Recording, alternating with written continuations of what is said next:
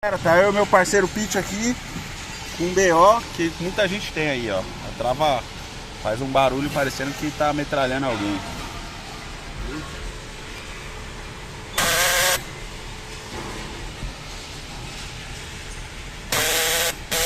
É você que tem esse problema aí na trava, é uma coisa simples. Vai abrir ela aqui, ó. Ela cria uma folga nisso aqui, ó. No trilho. Você vai pegar uma chapinha. Eu cortei uma chapinha. Cortei uma chapinha de uma latinha, ó. Latinha de aerosol. Qualquer latinha que você tiver fininha, coloca aqui atrás, ó.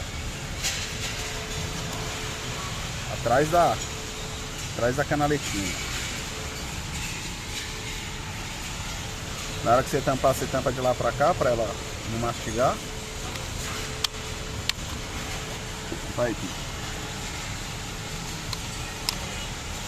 Aí, ó. E aí seu problema tá resolvido.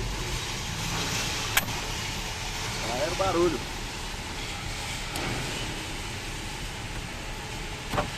Acabou o barulho, acabou seu problema.